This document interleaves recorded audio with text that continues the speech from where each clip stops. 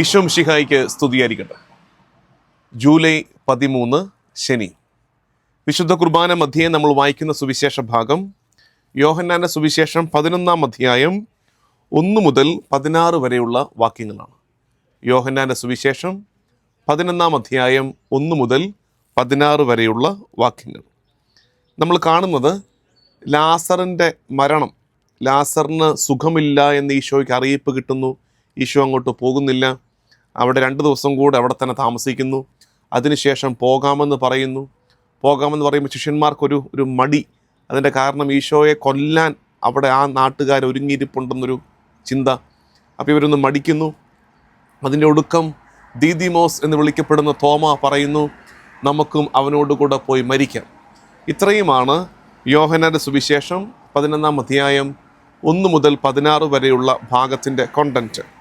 നമ്മളിപ്പോൾ ചിന്തിക്കാൻ പോകുന്നത് 2 ചിന്തകളാണ് ഇതിനകത്ത് പ്രധാനമായിട്ടും. ഒന്നാമത്തത് 4-ാമത്തെ വാക്യം. യോഹന്നാന്റെ സുവിശേഷം 11-ാം അധ്യായം 4-ാമത്തെ വാക്യം ഇങ്ങനെയാണത്: അത് കേട്ടപ്പോൾ ഈശോ പറഞ്ഞു. ഏത്? 3-ാമത്തെ വാക്യത്തിൽ, കർത്താവേ, ഇതാ അങ്ങ് സ്നേഹിക്കുന്നവൻ രോഗിയായിരിക്കുന്നു എന്ന് പറയാൻ ആ സഹോദരിമാർ അവൻ്റെ അടുത്തേക്ക് ആളയച്ചു. അങ്ങ് സ്നേഹിക്കുന്നവൻ രോഗിയായിരിക്കുന്നു, നിന്റെ സ്നേഹിതൻ രോഗിയായിരിക്കുന്നു എന്ന് പറഞ്ഞ് കുറിപ്പ് കിട്ടി. ആ കുറിപ്പ് കിട്ടിയപ്പോൾ അതിൻ്റെ ബാക്കിയായിട്ട് സംഭവിച്ചതാണ് ഈശോയുടെ പ്രതികരണമാണ് 4-ാമത്തെ വാക്യം. അത് കേട്ടപ്പോൾ ഈശോ പറഞ്ഞു, ഈ രോഗം മരണത്തിൽ അവസാനിക്കാനുള്ളതല്ല, പ്രത്യുത ദൈവത്തിൻ്റെ മഹത്വത്തിനും അതുവഴി ദൈവപുത്രൻ മഹത്വം പ്രാപിക്കുന്നതിനും വേണ്ടിയുള്ളതാണ്. എന്നിട്ട് 6-ാമത്തെ വാക്യത്തിൽ നമ്മൾ കാണുന്നു, അവൻ രോഗിയായെന്ന് കേട്ടിട്ടും ഈശോ താൻ താമസിച്ചിരുന്ന സ്ഥലത്ത് തന്നെ 2 ദിവസം കൂടി ചെലവഴിച്ചു. ഭയങ്കര ഒരു ഓടായിട്ടുള്ളൊരു പ്രതികരണമാണ് ഈശോയിൽ നിന്ന്. തൻ്റെ സ്നേഹിതൻ രോഗിയായെന്നറിഞ്ഞിട്ട് ഈശോ അങ്ങോട്ട് എത്താതെ 2 ദിവസം കൂടെ അവിടെ തന്നെ താമസിക്കുന്നു. അതിന് ഈശോ കൊടുക്കുന്ന എക്സ്പ്ലനേഷൻ ഇത് ദൈവമഹത്വം വെളിപ്പെടാൻ വേണ്ടിയിട്ടുള്ളതാണ്. അപ്പോൾ നിങ്ങൾ ഓർക്കേണ്ടത്, നമ്മൾ ചിന്തിക്കേണ്ടത്, ഈ ലാസറിൻ്റെ സഹോദരിമാരുടെ ഭാഗത്ത് ചിന്തിച്ച് നോക്കുകയെ, മർത്തായുടെയും മറിയത്തിൻ്റെയും ഭാഗത്ത് നിന്ന്. നമുക്കറിയാം അവർ വലിയ ദൈവാശ്രയത്വമുള്ളവരാണ്, കർത്താവിൽ വലിയ വിശ്വാസമുള്ളവരാണ്. എന്നാലും ഒരു സാധാരണ മനസ്സോടുകൂടി, വളരെ സാധാരണക്കാരനായ ഒരു നെയ്വ് മനസ്സോടുകൂടി ചിന്തിച്ച് നോക്കുകയും അവരെന്തായാലും ചിന്തിക്കാൻ സാധ്യതയുള്ളതെന്ന് അറിയാമോ? അവർ ചിന്തിക്കാൻ സാധ്യതയുള്ളത്, എന്ത് മോശമായി പോയി ഈശോ കാണിച്ചത്. എവിടെയൊക്കെ പോയി ആരെയൊക്കെ സുഖപ്പെടുത്തുന്നുണ്ട് ഈശോ, എവിടെയൊക്കെ പോയി ആരെയൊക്കെ സുഖപ്പെടുത്തുന്നുണ്ട്. ഇവിടെ ഞങ്ങൾ എത്ര പ്രാവശ്യം ഈശോയ്ക്ക് ആതിഥ്യം അരുളിയതാണ്. എത്ര തവണ കർത്താവിന് നമ്മുടെ നാട്ടുഭാഷയിൽ പറഞ്ഞാൽ വലുതൊക്കെ വെച്ചുണ്ടാക്കി കൊടുത്തതാണ്. ഇങ്ങനെ അവിടെ ഇവിടെയും കറങ്ങി നടന്നിട്ട് വിശന്ന് വലഞ്ഞു വരുമ്പോൾ ഈശോയെ കാര്യമായിട്ട് ഊട്ടിയവരല്ലേ, ഈശോയെ ഒത്തിരി സ്നേഹിച്ചവരല്ലേ, ഈശോയുടെ പ്രിയപ്പെട്ടവരായിരുന്നല്ലോ. എന്നിട്ട് അവരുടെ വീട്ടിലൊരു ആവശ്യം വന്നപ്പോൾ ഈശോ എന്താ വരാത്തത് എന്നവർ ചിന്തിക്കാൻ സാധ്യതയില്ലേ? എന്നിട്ടോ രോഗിയാന്ന് അറിഞ്ഞിട്ട് വന്നില്ല, മരിച്ചിട്ട് പോലും വന്നില്ല, അടക്ക് കൂടാനേ അതുപോലും ഈശോ ചെയ്തില്ല. അപ്പോൾ ഒരു പരിഭവമൊക്കെ സ്വാഭാവികമായിട്ട് തോന്നില്ലേ? നമ്മൾ ചിലപ്പോൾ ചിന്തിക്കാറുള്ള അതുപോലെ തന്നെയല്ലേ? നമ്മൾ ചിന്തിക്കാറില്ലേ, ഞാൻ ഞായറാഴ്ച കുർബാന മുടക്കാറില്ല, അത്യാവശ്യം വചനമൊക്കെ വായിക്കും, വചനം കേൾക്കും, ഞാൻ പ്രാർത്ഥനകൾ ജപമാല മുടക്കാറില്ല, പള്ളിക്ക് വേണ്ടതൊക്കെ കൊടുക്കും, ആവശ്യമുള്ള നേർച്ചകൾ കാഴ്ചകൾ നിറവേറ്റും. ഇതെല്ലാം ചെയ്തിട്ടും എൻ്റെ വീട്ടിൽ മാത്രം എന്താ സങ്കടം കർത്താവേ? ഞാനൊരു കാര്യം പ്രാർത്ഥിച്ചിട്ട് എന്താ ഉത്തരം തരാത്തത്? ഇത്രയും നിനക്ക് വേണ്ടി ശുശ്രൂഷ ചെയ്യുന്ന ഞാനൊരു കാര്യം പ്രാർത്ഥിച്ചിട്ട് എന്താ ഉത്തരം തരാത്തത്? പള്ളിയിൽ പോകാത്ത, ദൈവവിചാരം ഇല്ലാത്ത, ആ പള്ളിക്ക് പ്രത്യേകിച്ചൊന്നും കൊടുക്കാത്ത, മറ്റുള്ളവർക്ക് വലിയ ഉപകാരമൊന്നും ചെയ്യാത്ത, ഇവരുടെയും വീടുകളിലൊന്നും ഒരു കുഴപ്പമില്ലല്ലോ, അവർക്കൊക്കെ നീ എല്ലാം കൊടുക്കുന്നുണ്ടല്ലോ. ഇവിടെ ഞാൻ നിനക്ക് വേണ്ടിയിട്ട് ജീവിച്ചിട്ട് എനിക്കൊരാവശ്യം വന്നിട്ട് എന്താ കർത്താവ് ഉത്തരം തരാത്തത് എന്ന് നമ്മൾ ചിന്തിക്കാറില്ലേ? അപ്പോൾ ഓർക്കേണ്ടത്, താൻ സ്നേഹിക്കുന്നവരുടെ ജീവിതത്തിൽ ദൈവത്തിൻ്റെ പദ്ധതി വെളിപ്പെടും.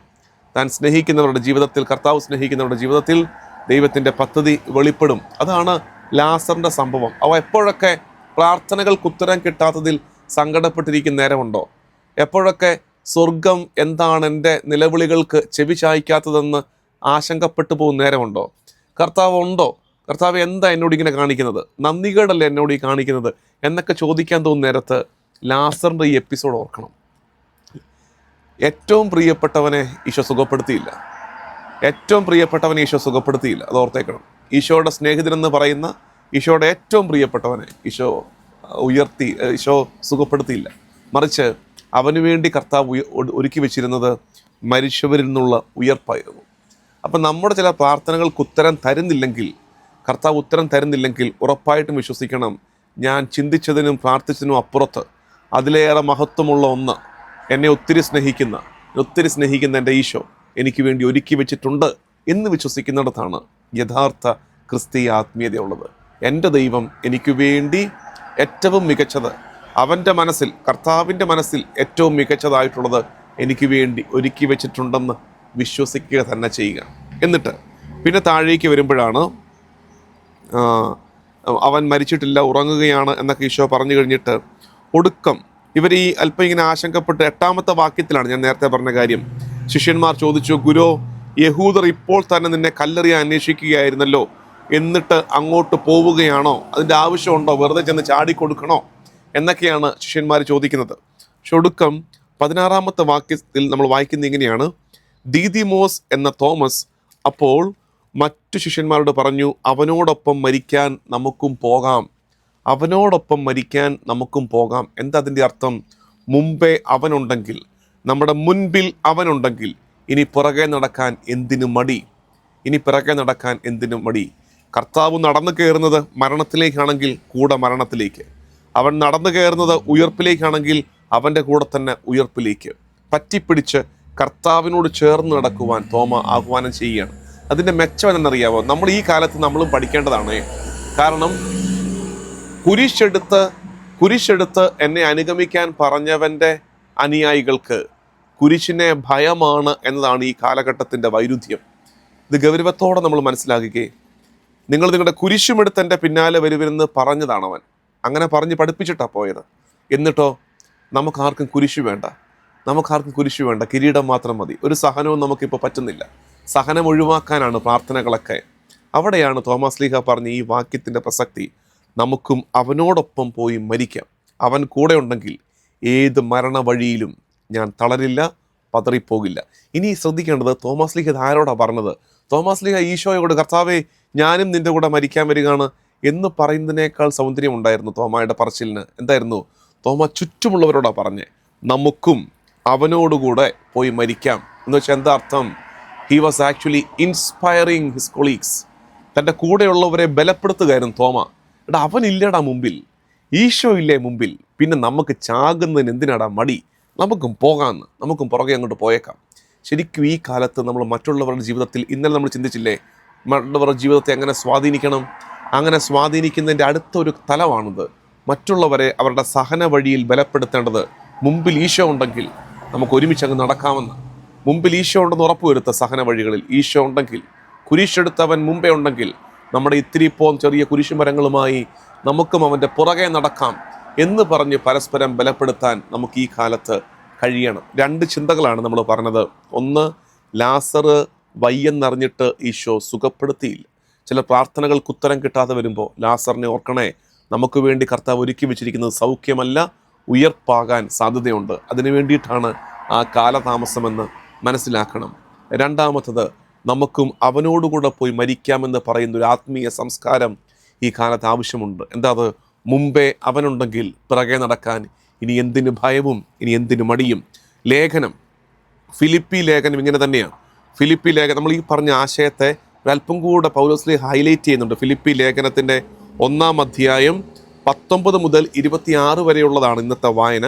പക്ഷെ നമ്മൾ വായിക്കുന്ന 20-ാമത്തെ വാക്യം എടുത്ത് നിങ്ങളുടെ ബൈബിളിൽ ഒന്ന് അടിവരയിട്ട് വെക്കണേ, ഒന്ന് മാർക്ക് ചെയ്യണേ, അണ്ടർലൈൻ ചെയ്യണേ. അതാണ് ഇന്നത്തെ ഹോംവർക്ക്. അത്രയൊന്നും ചെയ്താൽ മതി. ഫിലിപ്പി ലേഖനം 1-ാം അധ്യായം 20ഉം 21ഉം വാക്യം. ഫിലിപ്പി ലേഖനം 1-ാം അധ്യായം 20ഉം 21ഉം വാക്യം ഇങ്ങനെയാണത്: ആകയാൽ എനിക്ക് ഒന്നിലും ലജ്ജിക്കേണ്ടി വരികയില്ലെന്നും, മറിച്ച് പൂർണ്ണ ധൈര്യത്തോടെ എപ്പോഴും എന്ന പോലെ ഇപ്പോഴും മിശിഹ എൻ്റെ ശരീരത്തിൽ ജീവിതം വഴിയോ മരണം വഴിയോ മഹത്വപ്പെടണമെന്നും എനിക്ക് തീവ്രമായ ആഗ്രഹവും പ്രതീക്ഷയുമുണ്ട്. അതായത് പൗലോസ് ലീഹയുടെ തീക്ഷ്ണതയേറിയ വിശ്വാസമാണത്. എനിക്ക് നാണം കെടേണ്ടി വരത്തില്ല, പൗലോസ് ലീഹ പറയുകയാണ്. എന്നിട്ട് പറയുകയാണ്, എനിക്കുറപ്പുള്ളൊരു കാര്യം, ഇന്നെന്നതുപോലെ എപ്പോഴും, എപ്പോഴും എന്നതുപോലെ ഇന്നും കർത്താവ് എൻ്റെ ശരീരത്തിൽ മഹത്വപ്പെടും. കർത്താവ് ജീവിതം വഴിയോ മരണം വഴിയോ, ഞാൻ ജീവിച്ചാലും മരിച്ചാലും എനിക്കൊരൊറ്റ ആഗ്രഹമുള്ളൂ, എൻ്റെ ജീവിതം കൊണ്ടോ എൻ്റെ മരണം കൊണ്ടോ കർത്താവ് മഹത്വപ്പെടണം, ദൈവനാമത്തിന് മഹത്വം ഉണ്ടാകണം. ഇതാണ് തോമസ് ലീഹായും പറഞ്ഞത്. കർത്താവിൻ്റെ കൂടെയാണെങ്കിൽ പിന്നെ എന്തിനാ പേടി? എന്നൊരു അടുത്ത വാക്യമാണ് 21-ാമത്തെ വാക്യം. എനിക്ക് ജീവിതം മിശിഹായും മരണം നേട്ടവുമാണ്. എനിക്ക് ജീവിതം മിശിഹായും മരണം നേട്ടവുമാണ്. ജീവിച്ചിരുന്നാൽ കർത്താവിൻ്റെ കൂടെ, മരിച്ചാൽ അതിനേക്കാൾ നേട്ടം. കാരണം എന്താ? കർത്താവിൻ്റെ കൂടെ തന്നെ എന്ന് പറയുന്ന ഒരു വിശ്വാസത്തിൻ്റെ തലത്തിലേക്ക് നമുക്ക് ഉയരണ്ടേ? നമുക്ക് പ്രാർത്ഥിക്കാം.